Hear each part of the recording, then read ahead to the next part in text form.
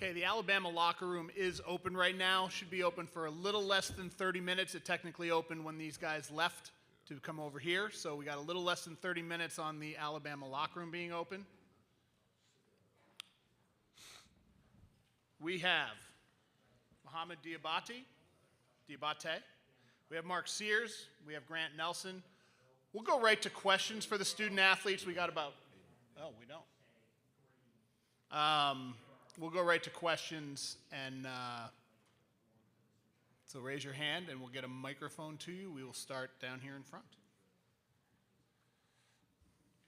Rich Harris, Hoops Prospects. Mark, you're shooting career low from field goal percentage, three-point percentage.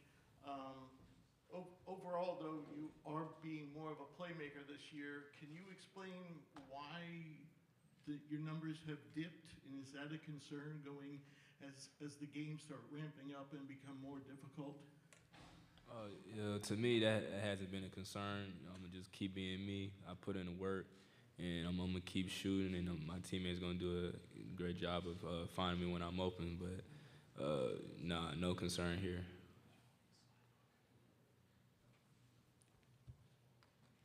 Go here in the third row. Hi, Vincent Picone from Montclair State. How have you guys been preparing for this big Sweet 16 game, and is there anything specific that you guys are trying to attack in BYU's game? We'll start with Mohamed, and then we'll work our way down the row. What was the first question again? You said. How are you preparing for this during game? You know, we've been, we done had a few practices so far. You know, we've been implementing, playing fast in transition, getting a lot of the offense and defensive rebounds, and playing physical, and that's something that Oats, implemented a lot, and we've been watching a lot of film, and trying to get our legs rested, and so we could be ready to go tomorrow. Mark? Yeah, they play a lot like us, very fast paced, and it should be a very fun game. But it's gonna come down to get stops. And Aiden? Yeah, like Mark said, they play similar style offense as us, so we have to focus on defense and rebounding. Here in the second row, John? John Fanta, Fox Sports. Questions for Aiden, being a freshman here. And maybe we'll move to you guys if you guys have any stories. What Coach Oats has built is one of the best building jobs in the sport, but I know it's not easy. What do you remember about your first couple Alabama practices and adjusting to the way that you guys do things? My first Alabama practice was super fast. I had to get adjusted to the speed for sure, because we play super fast, and the pace, it was definitely like a shock to me. I wouldn't think we had played that fast. Mark or Mohamed don't want to chime in at all? Okay. Go ahead. My first few practices here, it was like a shocker to me because, in high school, I come from a team that played very fast. I thought we was playing fast, but, it was nothing like when I first got here, you know what I'm saying? And, we played, very hard, it was very physical. It was a lot of, talent, playing against older guys, So it was a lot of catching up and learning I had to do when I first got here. We'll stay here with John. Was Mark faster than you? Yeah, sure.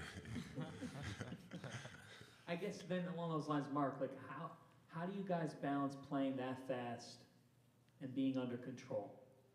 I said we practice it. We've been practicing since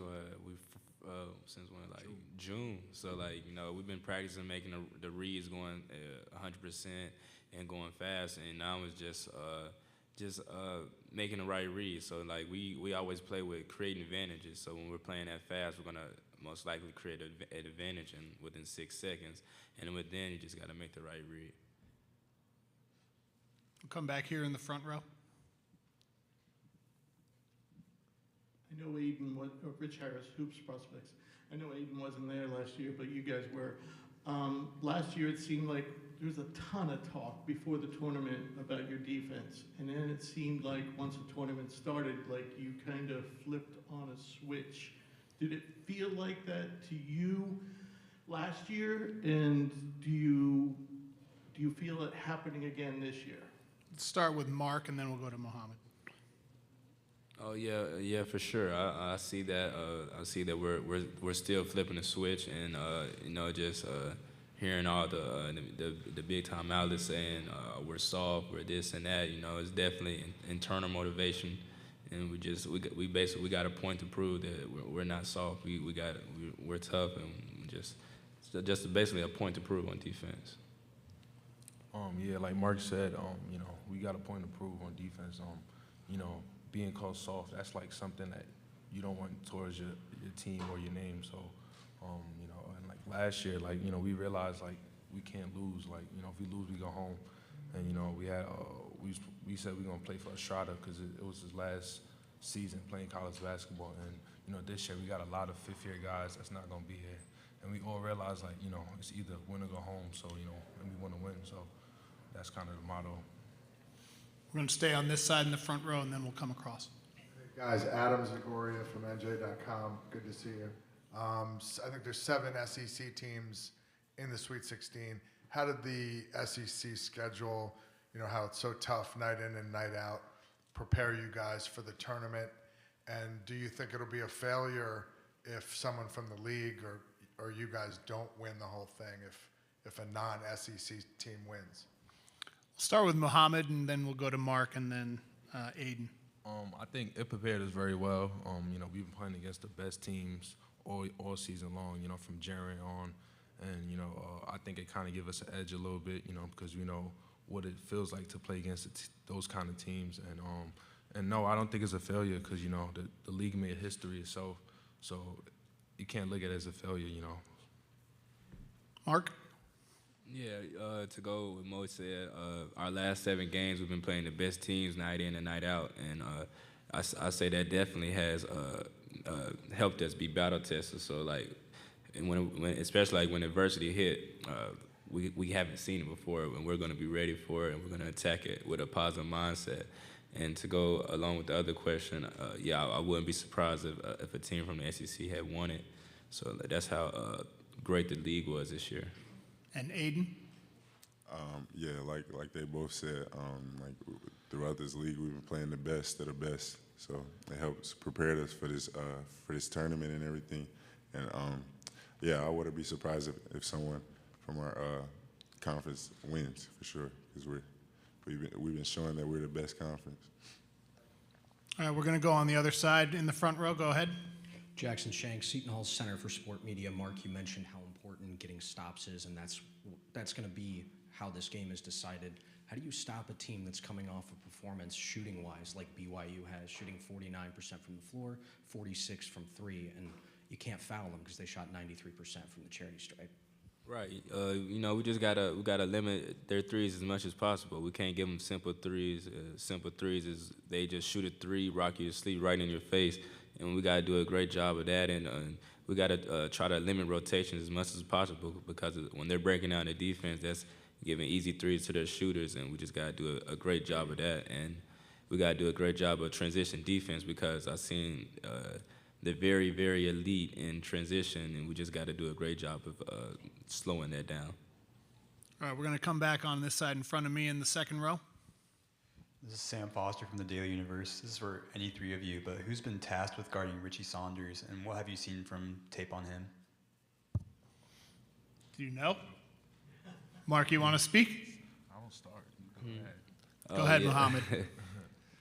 You go. We'll start with Mohammed and then go to Mark. Who started on him? Ben.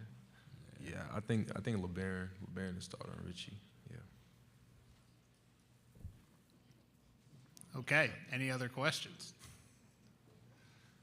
All right, if no more questions, we will dismiss the student athletes. We appreciate you guys taking the time. We'll have Alabama head coach Nate Oats here in just a few minutes.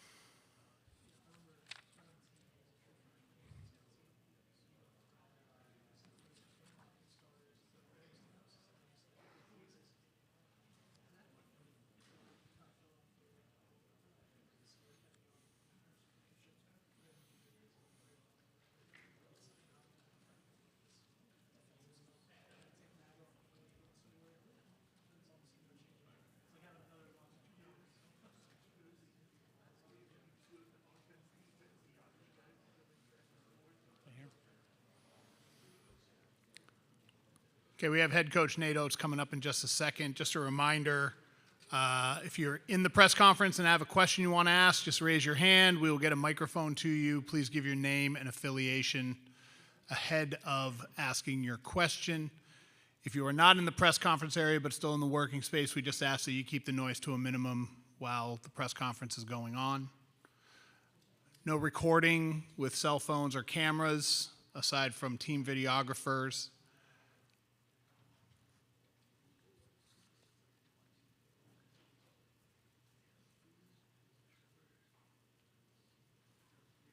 We do have people on Zoom. If we have time, we will try to get to your questions as well. If your hand is up, use the raise hand function.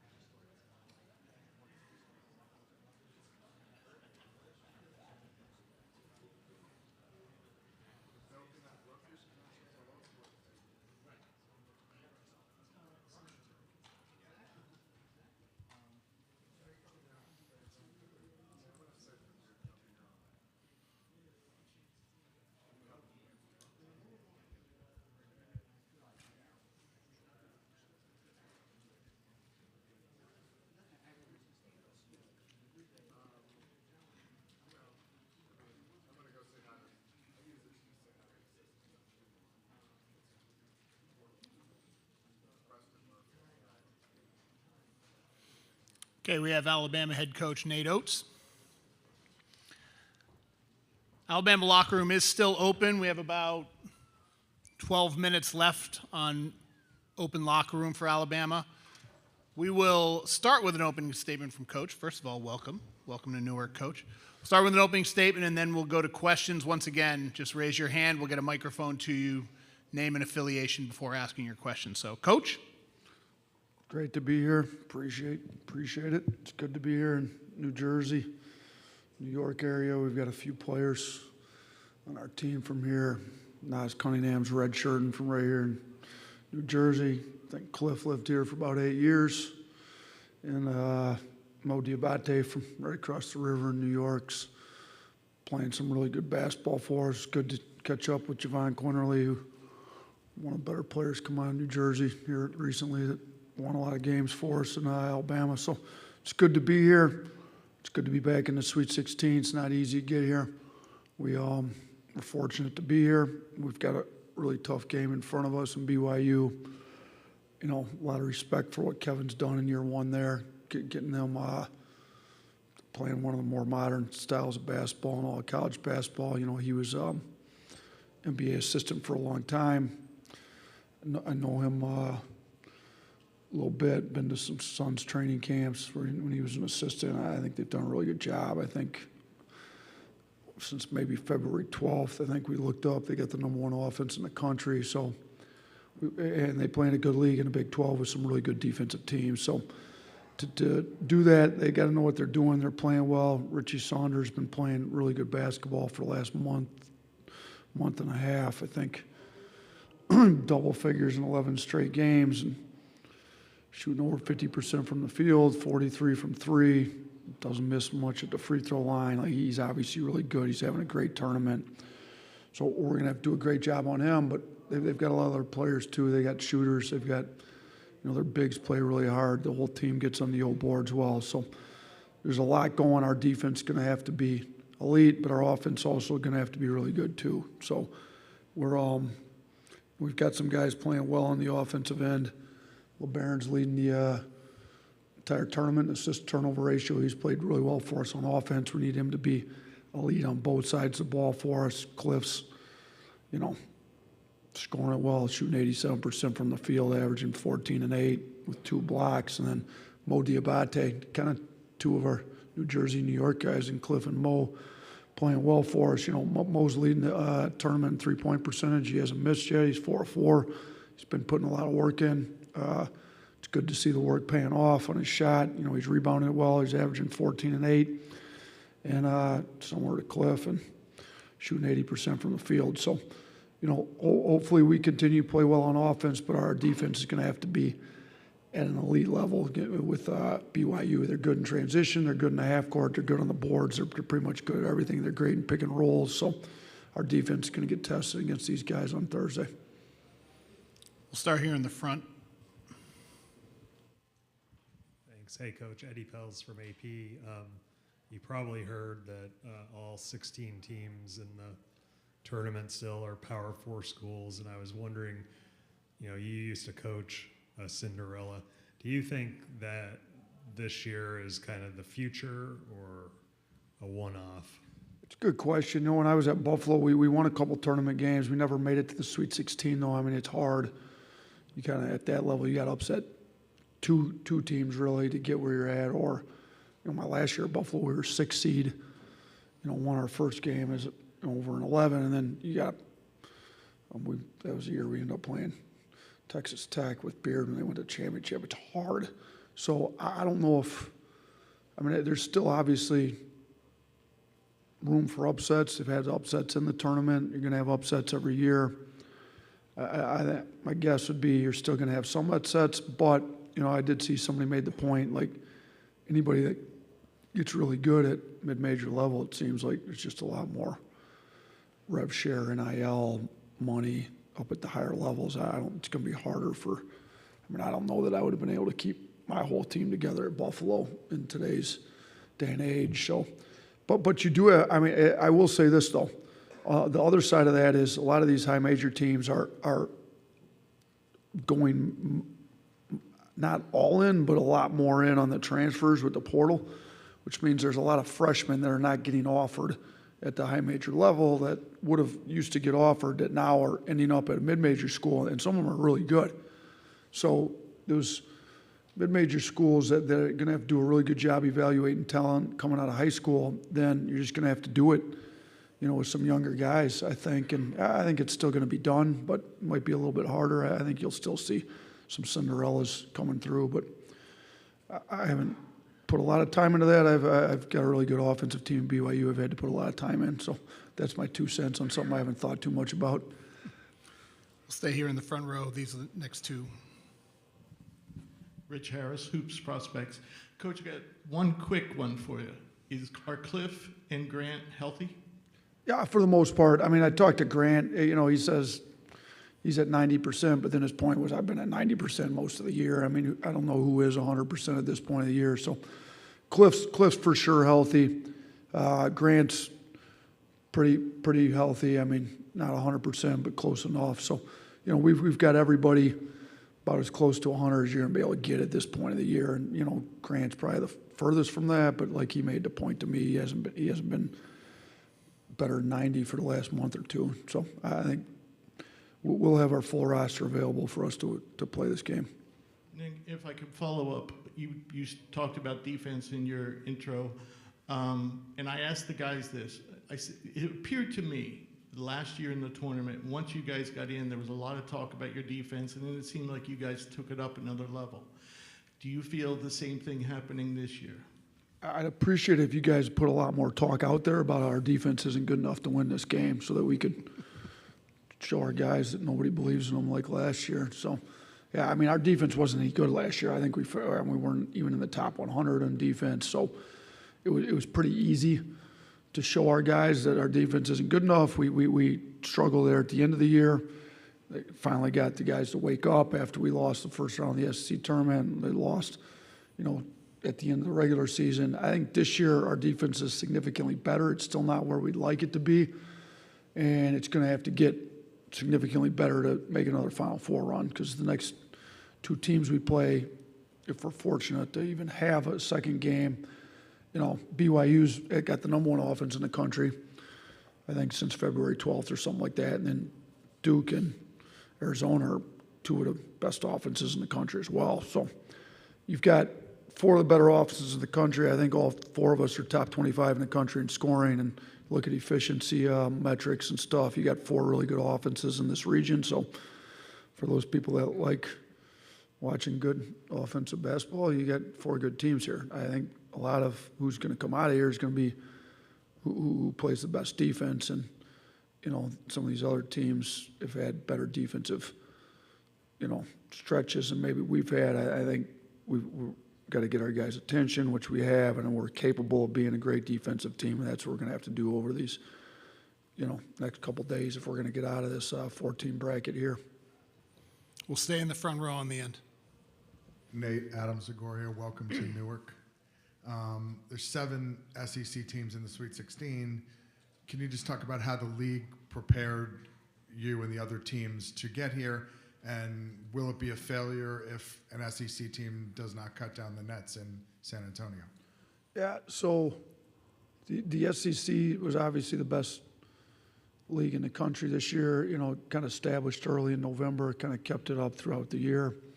And for those that question whether they could make a tournament run, we've got 7 teams here left. So, the teams we played throughout the course of January, February, early March were really good. You look at our last 7 games in the regular season, nobody played a 7-game stretch anywhere close to that throughout the country at any point during the year. So, I think that stretch, as long as you're able to keep your guys mentally engaged, we went 3-4 in that stretch, with one of the wins being at number 1 Auburn. We lost on a buzzer beater at Tennessee, lost to Florida, who's a number 1 seed. You look at some of the teams we played. So Auburn's number 1 overall seed. Florida's a 1 seed. Tennessee's a 2 seed. There's some very good teams in our league that I think prepped us for it. I think a lot of really good coaches in our league.